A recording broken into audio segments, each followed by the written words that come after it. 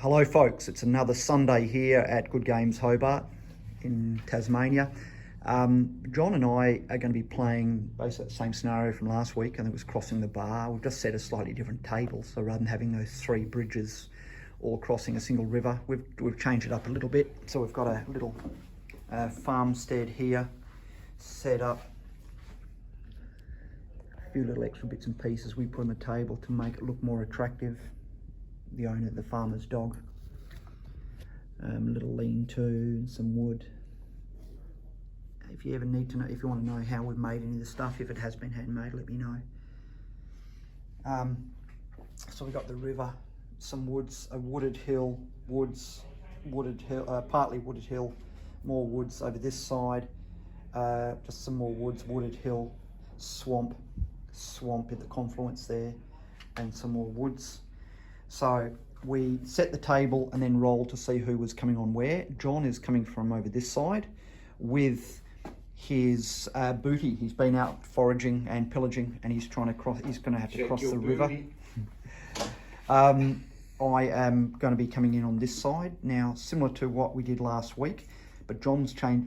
Whereas last week I had to have one unit deployed at the start, and then I could bring on a unit every turn after turn 3. This time we're going one on the table and a unit every turn, and John is doing the same. So rather than being able to mass on that border straight away, he is essentially coming back piecemeal as well. So it'll be far more tactical. We're going to, each time a unit deploys on the table, we're going to roll a dice. For me, it'll be 1, 2, 3 in this foot. 1, 2 in this foot, 3, 4 in this foot, 5, 6 in this foot, just to add a little spice. It could well be that John gets a few of his forces appearing from over here and mine will be the opposite side, or it could be spread nicely. John's just disappeared for a second, so I'll run you through my forces. Look, big shout out to Leslie Bealby Tipping, who watched the last video and said he would like to see what forces we have. So it's I'm always open to good suggestions, and it certainly was a good suggestion. So I'll start off over here at the back is my level 3 legionary. Level 3, my level 3 leader, and 2 groups of legionaries. Second group, second formation is with my Optio, level 2, he's my Optio, and 2 units of recruits. Please excuse the shields, currently hand painted. I will, once I get some more decals, I'm going to be painting over. But I've done them blue, that way they stand out as either recruits, or if I wanted to, I could do them as veterans. I have supernumerary with my slingers, or as John likes to call them, my hobbits.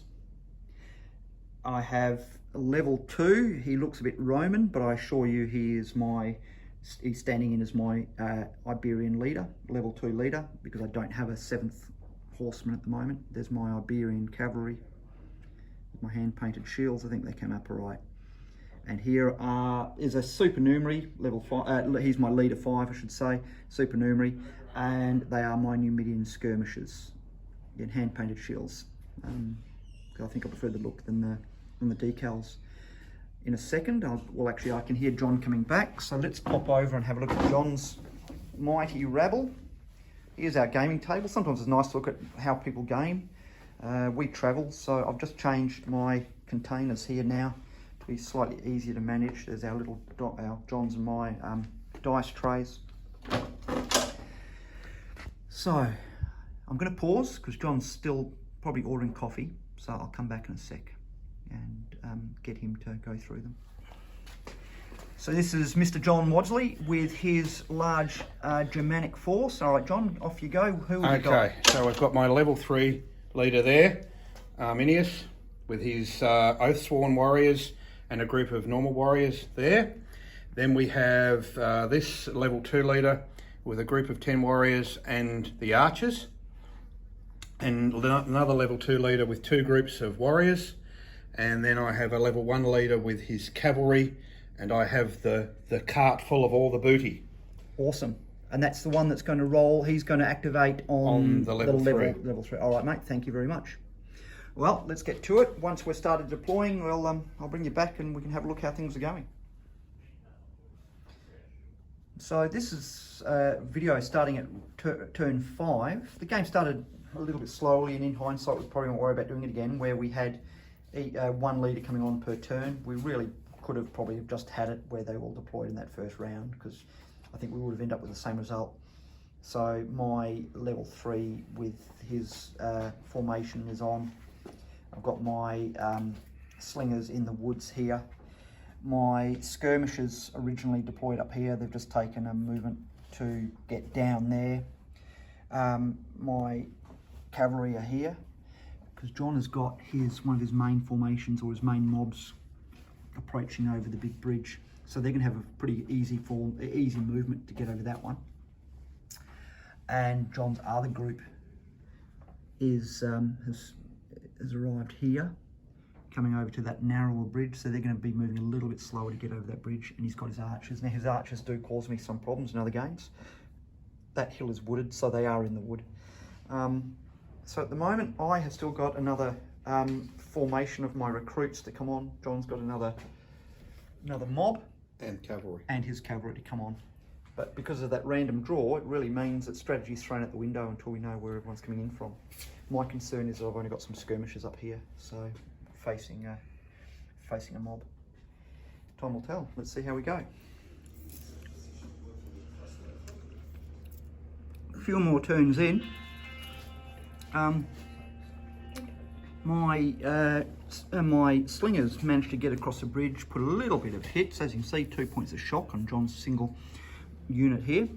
And then they managed to run back across the bridge. My legionaries are sitting here, just basically, getting ready to hold that bridge at any point. So this is going to be a bit of a battle here. John has still got a mob to come on, but unfortunately for John, tactically, he's going to have to roll for them to get onto the table if their card ever comes out. And it could well be that they come in at maybe at least a not so advantageous spot for him. John's archers, which have caused me problems in the past, haven't got any targets, I don't think, at the moment. Over here, John has sort of managed to cross the river quite quickly. I got a little bit of shock on him. He's got his 2 groups here, so his Oathsworn and his other barbarians.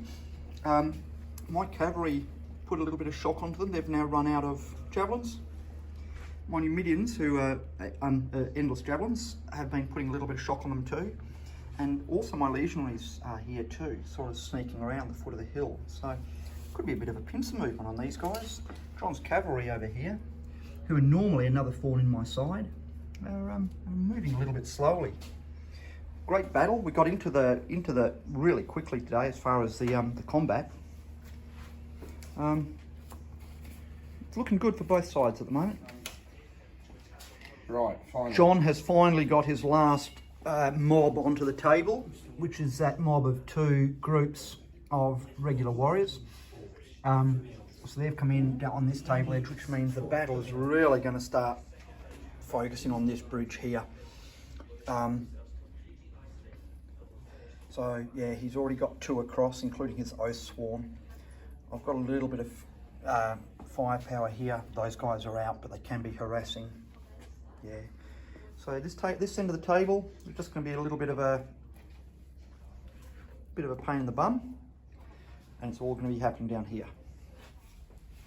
Back at the table, and things aren't going so well for the Romans. My recruits, so I think last time you saw them were here.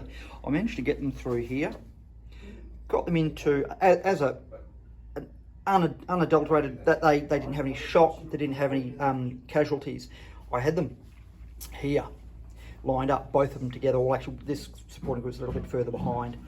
Everything was going fine. Four flags come out in a row.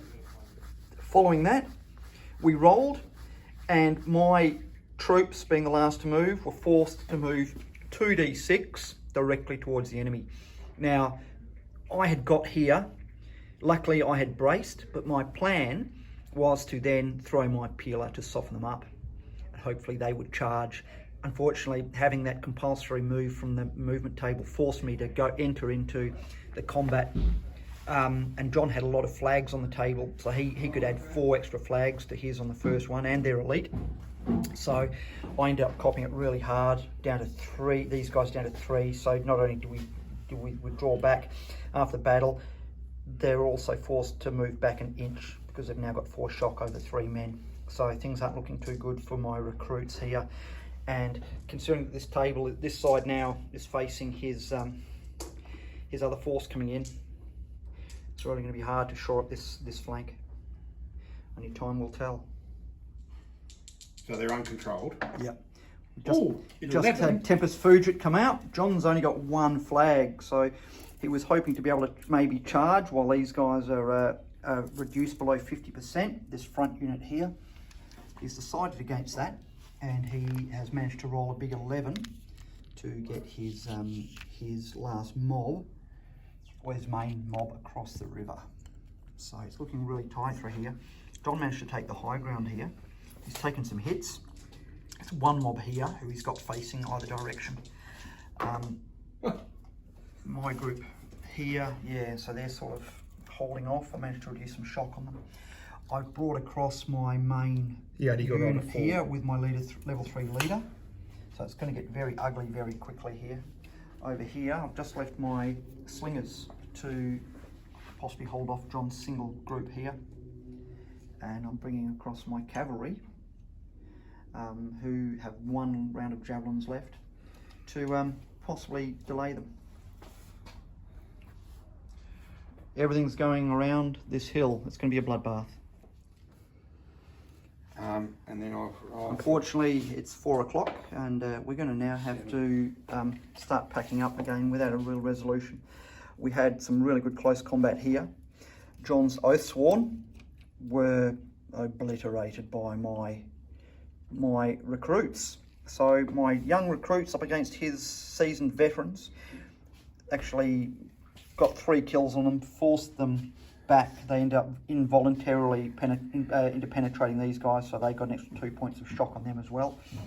John's others finally got across the bridge, but yeah, that's it really. So Or have we got a few minutes or not? He obliterated my elite warriors. So it is the end of the game. John's group were a little bit slow getting over this bridge, and I was bringing my cavalry around, as well as my hobbits, as John calls them, were pretty good. They actually got a little bit of fire onto these guys. My Numidians were forced to retreat, were forced to evade away from these guys. Actually worked really well. It had them facing away from them, which put them into some good range to take care of these guys. In the end, good battle. It has to be a draw, really. I stopped John from getting near the table edge. Yeah, I don't know. I just think it was a really good battle. Sometimes we don't always get a result. Doesn't mean we didn't have a great game. It's all about gaming rather than about getting a result without telling a good story.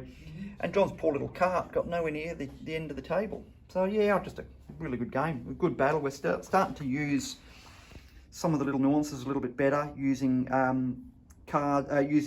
Signa when you're meant to.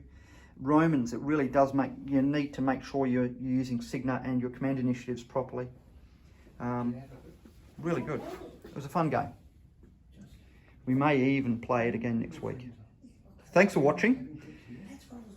And you can catch some of my photographs on Instagram too. Cheers.